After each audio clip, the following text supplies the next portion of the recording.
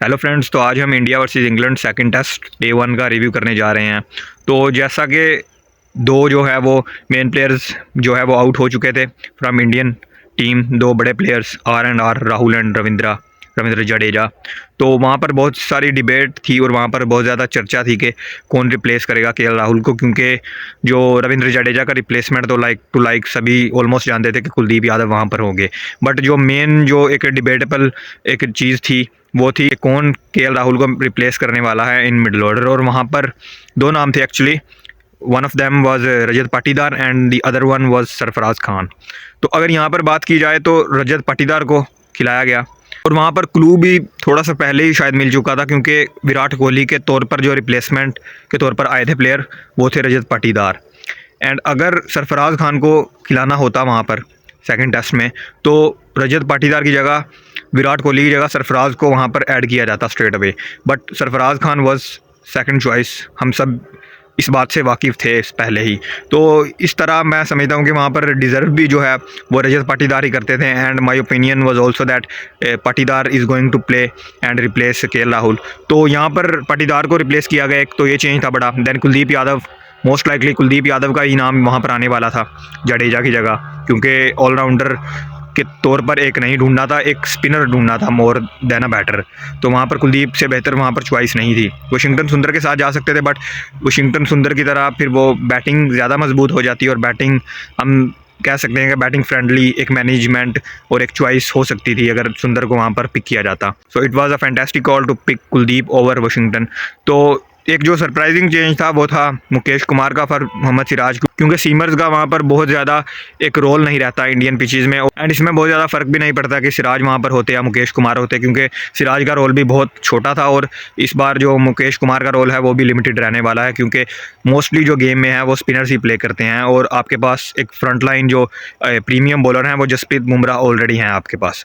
तो अगर day one की बात की जाए, India won the toss and decided to bat and how brilliantly played Yashasvi Jaiswal.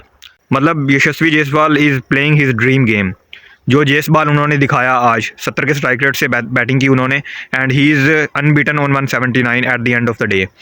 जो पार्टनरशिप उन्होंने रोहित शर्मा के साथ लगाई पहली विकेट पर, वो एक स्टार्ट मिल चुका था इंडिया को। बट रोहित शर्मा एक स्टार्ट बहुत बड़ा नहीं, हम कह सकते हैं 14 रन पर आउट हुए वो, बट स्टार्ट एक मिल चुका था जिसे वो एक लंबे स्कोर में भी कन्वर्ट कर सकते थे।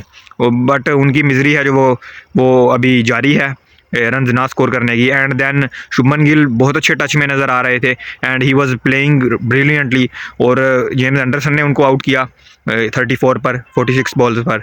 तो बहुत बहुत अच्छा लग रहे थे and it's a positive for team India as well, क्योंकि उनका फॉर्म में आना बहुत अच्छा है for team India and for him as well. Then number 4 पर वहाँ पर श्रेयस अय्यर को जो है वो एक्सपीरियंस थे, क्योंकि उनको जो है वो थोड़ा सा पुश किया गया अप दी ऑर्डर और उन्होंने भी एक स्टार्ट उनको भी मिला था, बट वो भी 27 के स्कोर पर आउट हो गए और कन्वर्ट नहीं कर पाए अपने स्टार्ट को।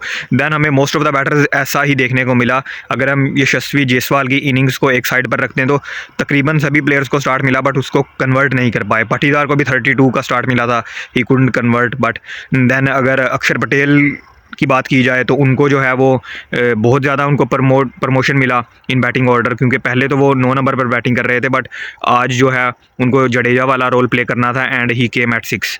He played decently I would say. उनको भी 27 रन की उन्होंने भी इनिंग खेली। And then KS Bharat 17 run की इनिंग खेली उन्होंने। और अब जो टोटल स्कोर की बात की जाए तो India is 366 for 6 and it's a really good score. और अभी 4 विकेट्स हैं हाथ में और अभी अश्विन पूरे ऑलराउंडर हैं, और जब तक यशस्वी जायसवाल ग्रीज पर हैं हम कितने भी स्कोर्स की जो है वो कर सकते हैं उम्मीद फ्रॉम टीम इंडिया। तो टीम इंडिया का जो है वो हाथ पूरी तरह से है इस टेस्ट मैच में, जैसा कि पिछले टेस्ट में भी जो इनिशियल जो एक फेज़ था टेस्ट मैच का उसमें इंडिया की पकड़ थी पूरी तरह से, और इस बार भी वो चीज़ हमें देखने को मिल रही है दोबारा से। बट जो चीज़ यहाँ पर देखने लायक होगी वो ये होगी कि किस तरह से कंसिस्टेंटली जो है इंडिया पकड़ बनाए रखता है इस टेस्ट मैच में।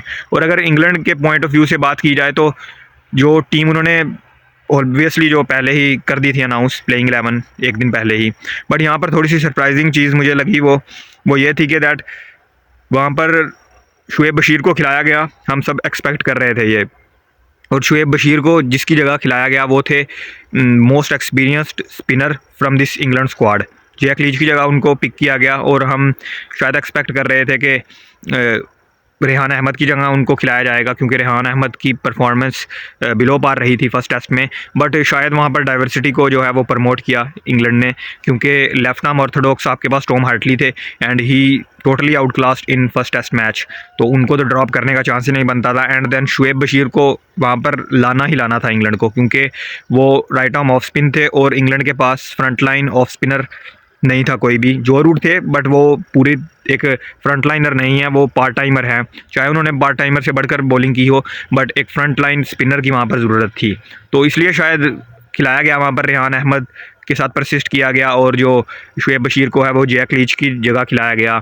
सो बहुत बुरी कॉल नहीं थी, बट एक जेम्स एंडरसन का रिटर्न हुआ जो कि एक्सपेक्टेड था फॉर मार्क वुड, क्योंकि मार्क वुड को भी बहुत ज़्यादा जो है वो मदद नहीं मिली इन फर्स्ट टेस्ट। तो जेम्स एंडरसन ने एक आउट भी किया शुभमन गिल को, जो कि बहुत अच्छे फ्लो में नज़र आ रहे थे। तो इंग्लैंड की तरफ के पॉइंट ऑफ व्यू से भी ये चीज़ देखने लायक होगी कि किस तरह से इंग्लैंड जो है वो अब कम बैक करेगा और बैटिंग किस तरह से करेगा।